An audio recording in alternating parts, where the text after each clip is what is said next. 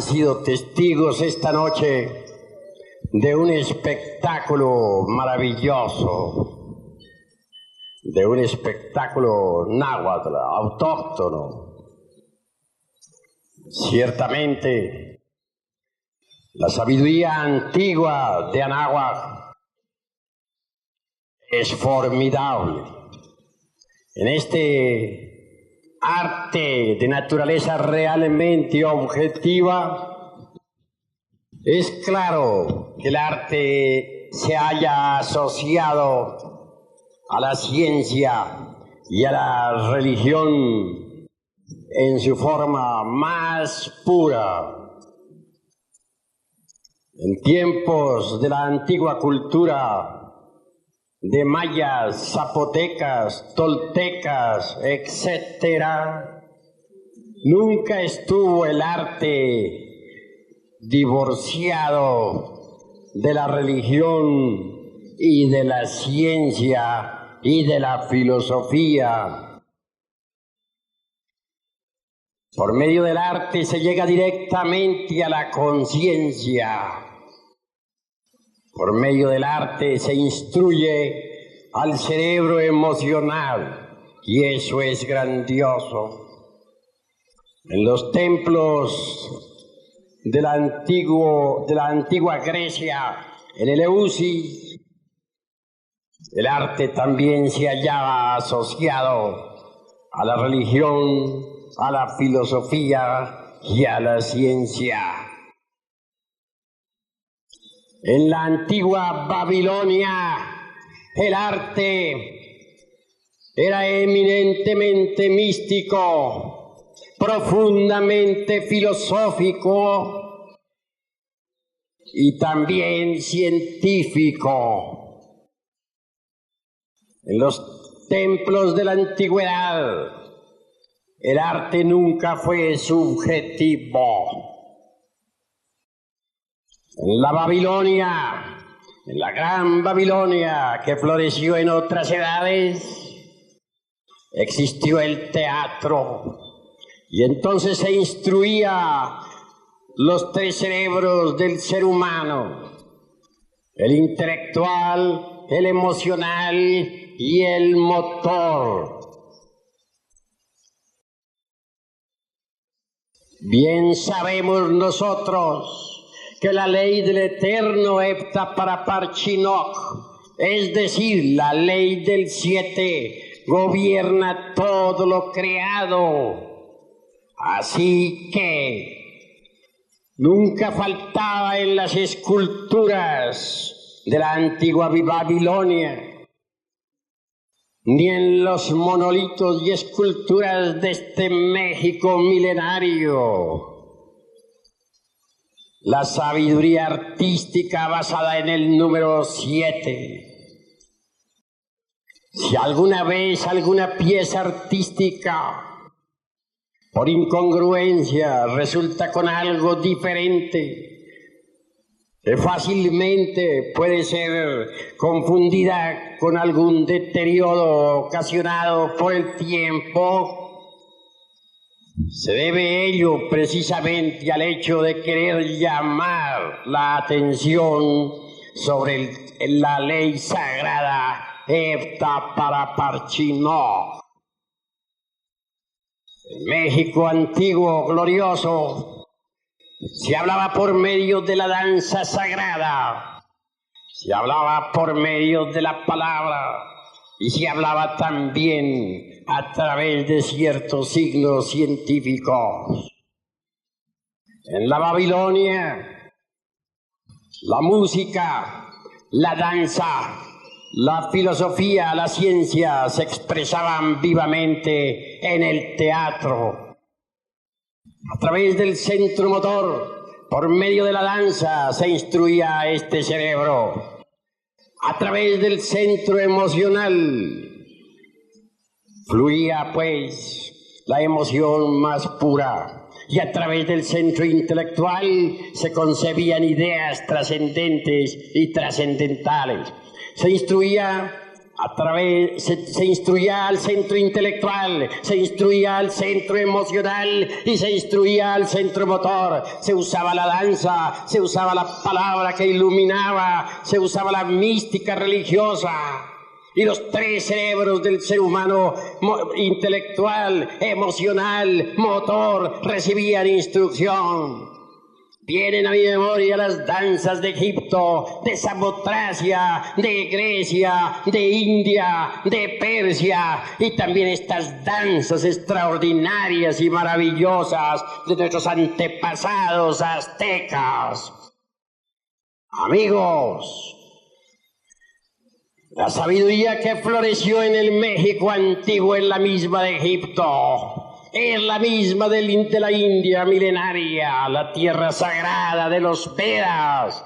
Es la misma de Samotracia, de Troya, de Roma, de Cartago. Quienes piensan ignorantemente que nuestros antepasados de Anáhuac adoraban ídolos están totalmente equivocados, porque México tiene una cultura extraordinaria y maravillosa que deviene de los más antiguos tiempos. Bien podría haber México conquistado Europa para enseñarle una doctrina solar, para llevarla a un nivel de más alta civilización.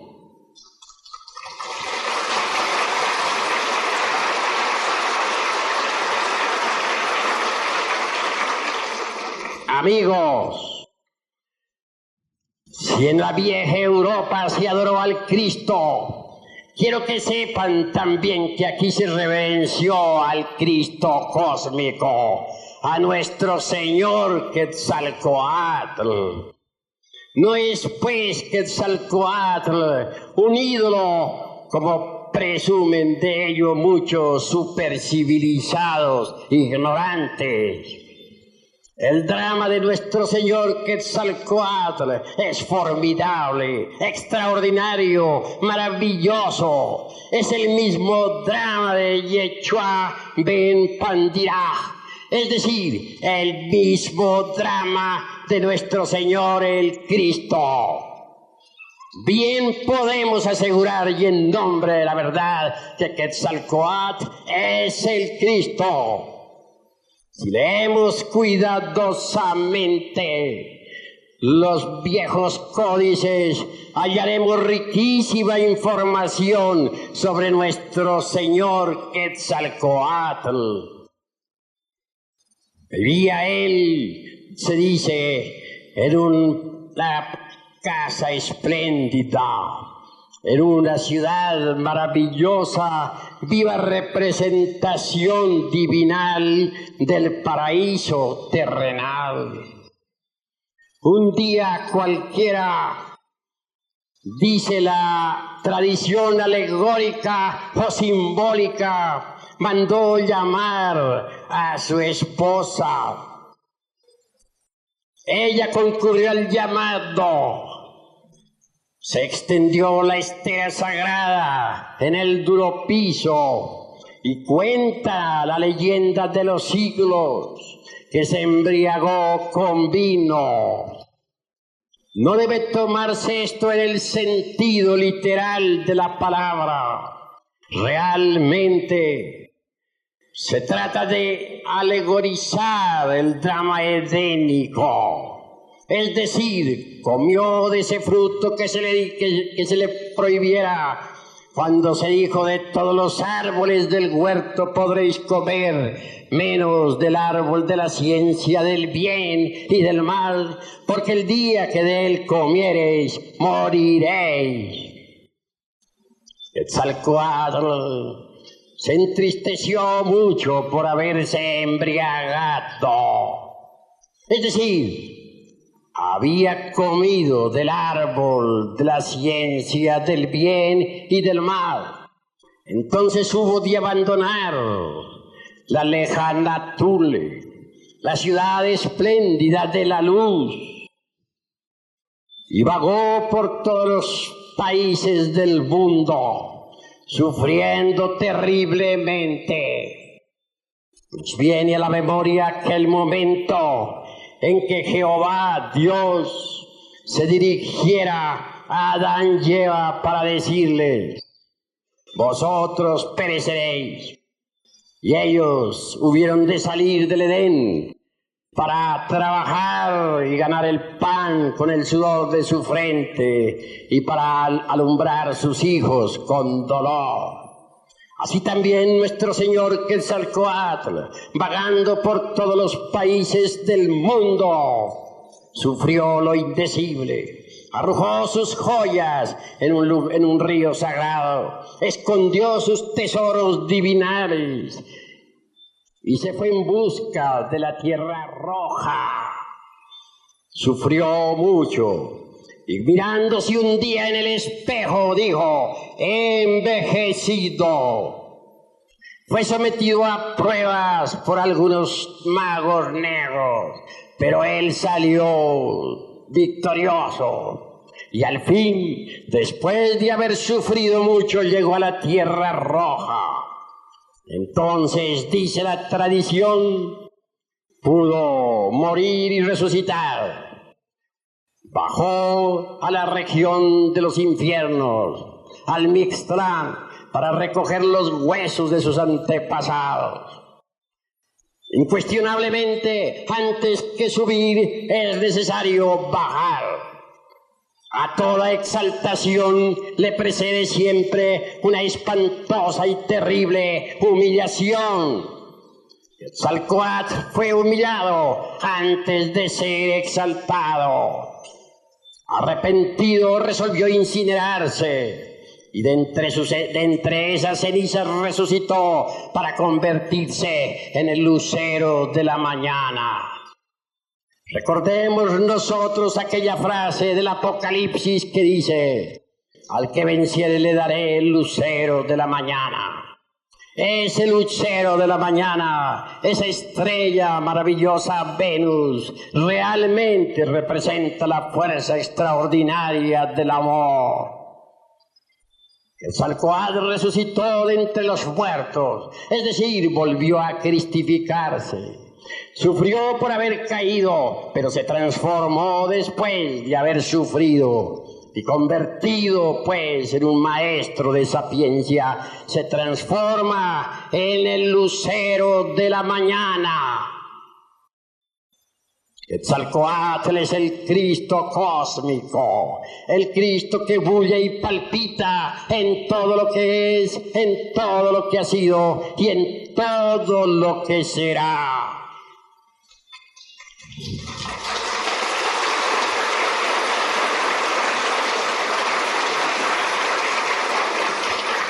En todas las ciudades de los distintos reinos de este antiguo México se rendía culto a nuestro Señor Quetzalcóatl.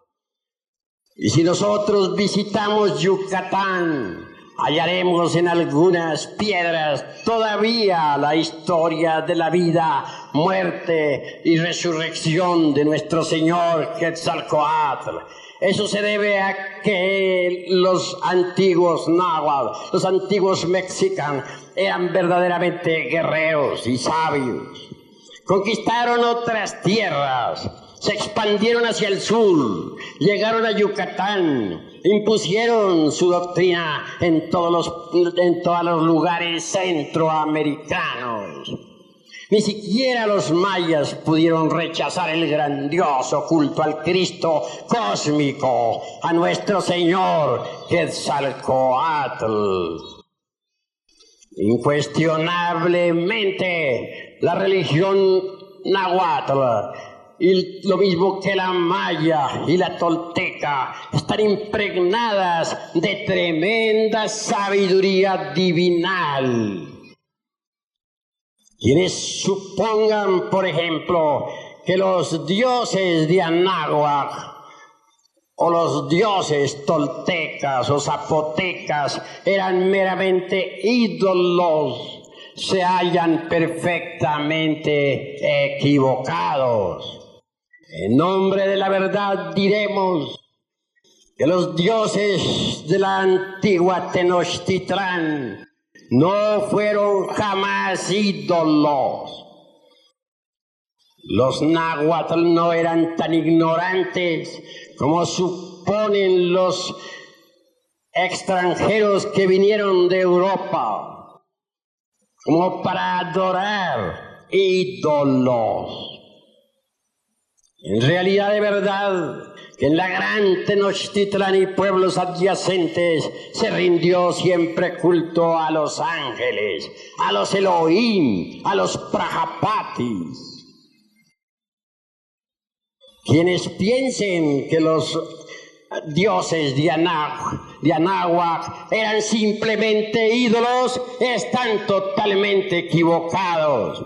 Los dioses de Anáhuac son los mismos ángeles del cristianismo, los mismos Elohim de los hebreos, los mismos Prajapatis del Indostán. Por ejemplo, el Señor del Viento, el Dios maravilloso que tanto fue adorado en los pueblos antiguos, no era simplemente un ídolo. Hecate es el Señor del movimiento cósmico y tiene una escuela. Todavía hace poco tiempo que se realizó en el Yucatán un gran congreso de mayas. Se realizó en un pueblo que ahora no menciono. El dirigente de aquel congreso fue un maya.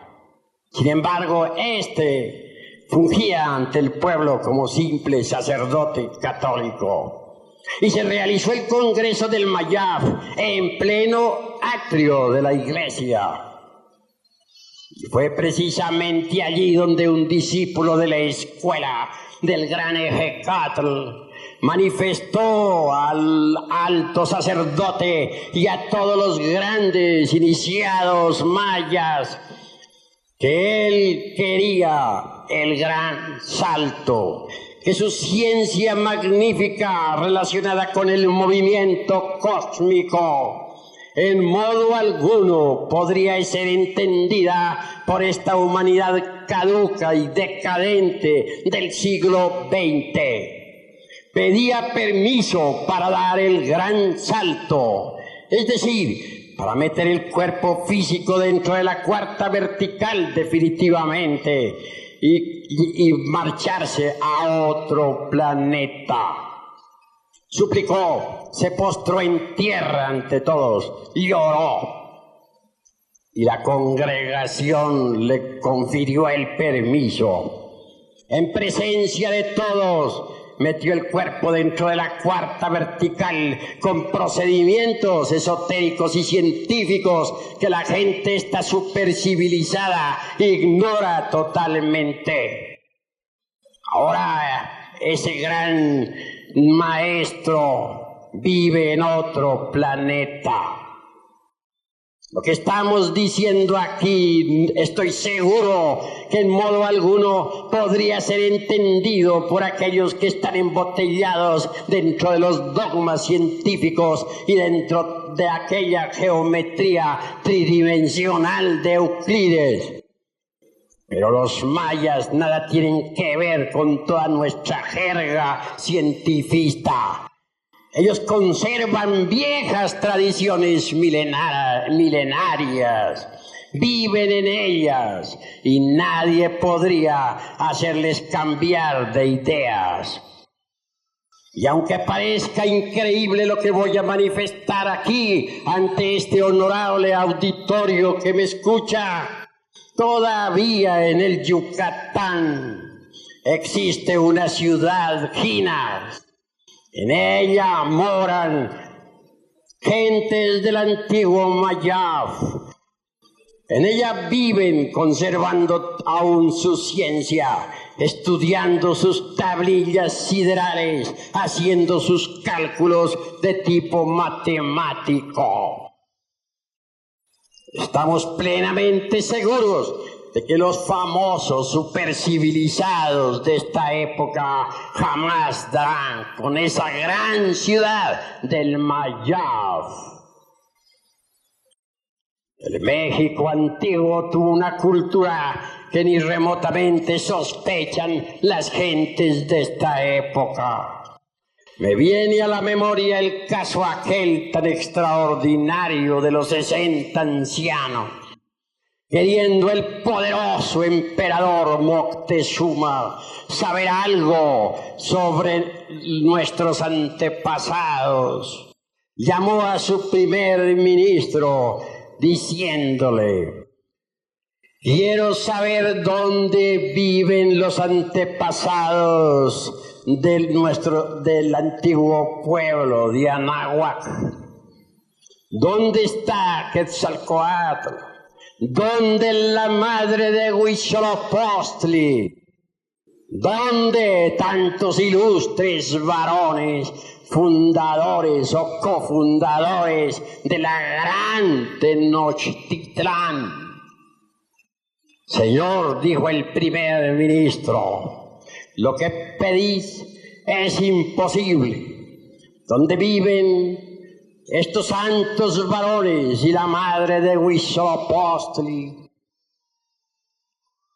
Es en la lejana Tule, allá en la ciudad maravillosa. Y nadie, absolutamente nadie, podrá llegar a esa lejana Tule.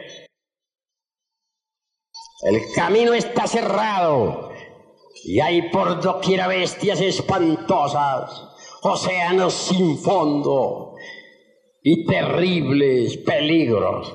Solo por medio de encantos extraordinarios podríamos saber algo sobre nuestros antepasados. Voy a consultar, dice el poderoso emperador, al antiguo historiador de este imperio. Y cuentan las tradiciones que se fue entonces a la montaña y encontrándose cara a cara con un viejo eternal milenario, le interrogó: decidme, buen anciano, ¿dónde moran actualmente Quetzalcóatl, la madre de Huitzilopochtli y todos esos santos varones de los antiguos tiempos? Cuenta la leyenda de los siglos que el anciano respondió: poderoso emperador, ellos viven en la lejana Tule. Quisiera llegar allá, dice el gran emperador. Imposible, el camino está cerrado. No es posible. Solo metiendo el cuerpo por medio de encantos extraordinarios dentro de la cuarta vertical podríais llegar a ese lugar. Lo que me ha dicho el primer ministro, responde el poderoso emperador Moctezuma, es verdad, porque el anciano historiador de este gran imperio me lo ha comprobado. Y marchándose, llegó a su palacio. Días después los heraldos convocaban al pueblo y convocaban también en forma específica definida a los 60 ancianos. Estos vinieron.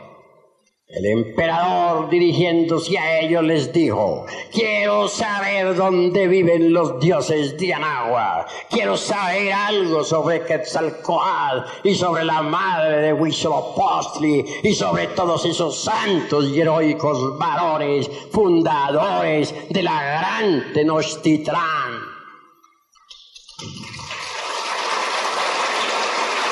La agüita.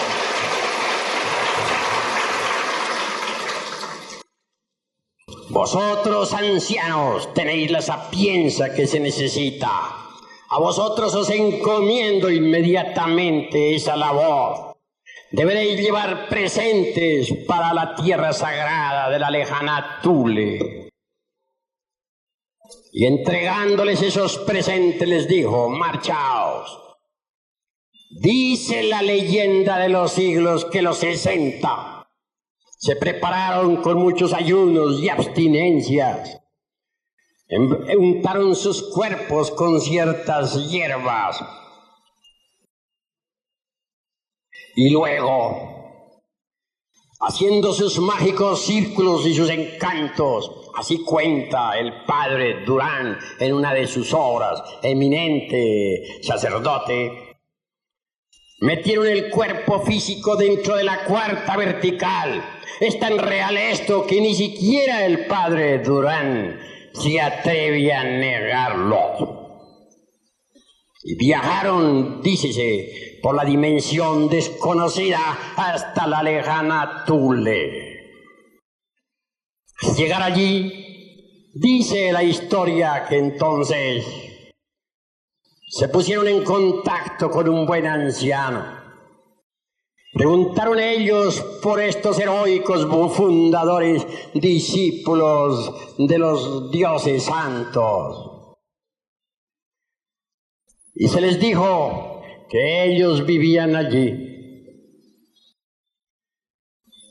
Se condujo a los 60 hasta el lugar donde estaba viviendo nuestro señor Quetzalcóatl y todo su séquito de heroicos y nobles varones mexicanos. Entregaron sus presentes a quienes debían entregarlo.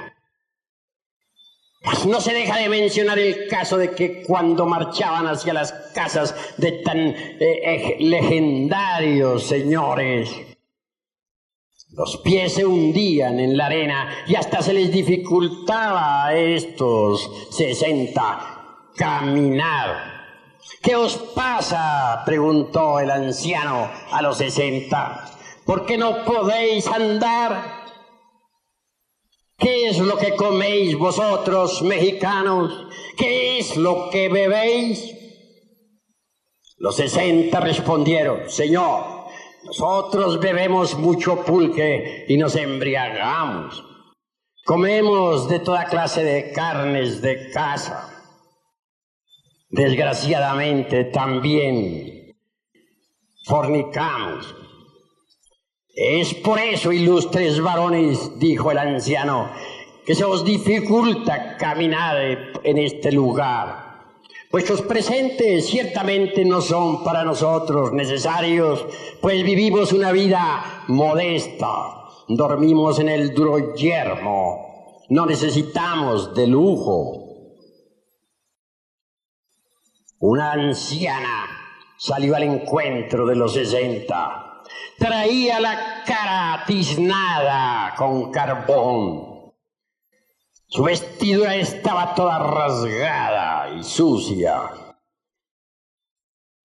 Era la madre de Huitzilopochtli, la deidad fundadora de la gran Tenochtitlán. Era la divina madre Kundalini, triste porque su hijo había caído por la fornicación. Estoy triste, dijo ella, hasta que mi hijo regrese, es decir, hasta que el Bodhisattva, hablando en lenguaje sánscrito, se eleve, se regenere, suba otra vez del lodo de la tierra. Si vosotros continuáis así como vais, dijo la madre de Huitzilopochtli, pronto vendrán del otro lado del mar hombres blancos y barbudos que os conquistarán y os destruirán. Se refería claramente ella a los conquistadores de España. Platicaron los 60 con Quetzalcóatl, recibieron distintas enseñanzas. Después de todo, la madre de Huitzilopochtli entregó un braguero, se dice, a los 60 para que ellos a su vez se lo entregaran al poderoso Moctezuma. Ciertamente este no es más que un símbolo de castidad. Y despidió la madre de Huitzilopochtli a los 60, llevando tan duro mensaje al poderoso emperador Moctezuma, poderoso señor de la gran Tenochtitlán.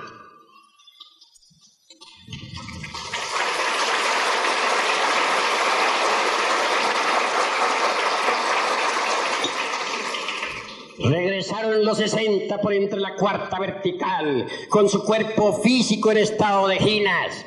Algunos de ellos perecieron durante el trayecto, pero quienes lograron volver a la gran Tenochtitlán entregaron el mensaje al poderoso emperador, y él y su primer ministro lloraron, llenos de dolor. Hablaron al pueblo, convocaron a las multitudes para que dejaran la embriaguez del pulque y para que entraran por el camino de la regeneración.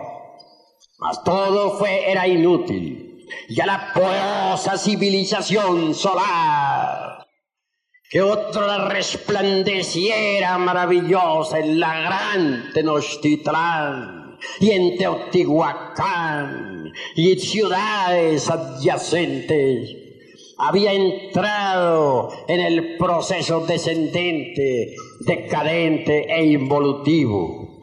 Las civilizaciones nacen, crecen, llegan a su cenit y después entran por el camino decadente hasta su destrucción.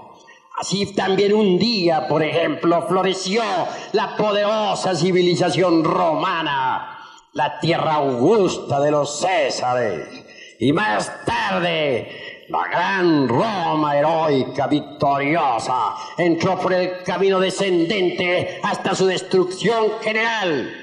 ¿Y qué diremos de esas poderosas civilizaciones de Babilonia la Grande, de Memphis y del Cairo, de la antigua India, de los rishis sagrados y del poderoso Tíbet?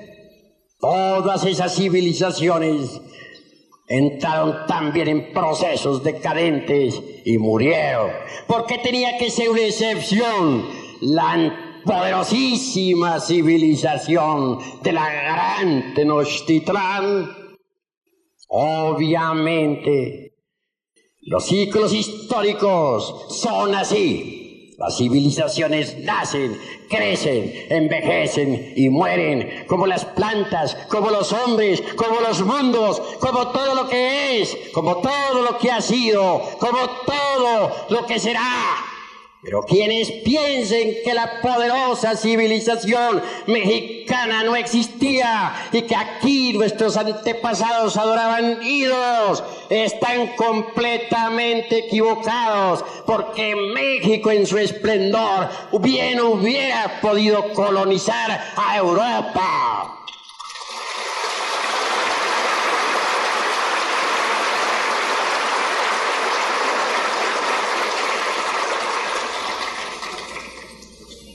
Nuestra Asociación Gnóstica de Estudios Antropológicos y Culturales posee tesoros preciosos. Entre ellos tenemos realmente los tesoros del antiguo México. Quiero referirme a los tesoros esotéricos y endotéricos, a los tesoros trascendentales y trascendentes, a la poderosa cultura mística, religiosa y artística de la antigua náhuatl. Invitamos a todos los hombres y mujeres de buena voluntad a conocer todos estos tesoros extraordinarios, a estudiar en verdad la doctrina antigua del México milenario. Amigos, es necesario comprender la hora en que nos encontramos. Los hijos del quinto sol, está dicho claramente por los sabios de Anáhuac, perecerán por el fuego y los terremotos. En estos instantes de crisis mundial y de bancarrota de todos los principios, la tierra tiembla por todas partes. Ahora en Europa dando 7.000 muertos, ahora en el Perú dando 50.000, ahora en la tierra de Managua acabando con la capital de ese país.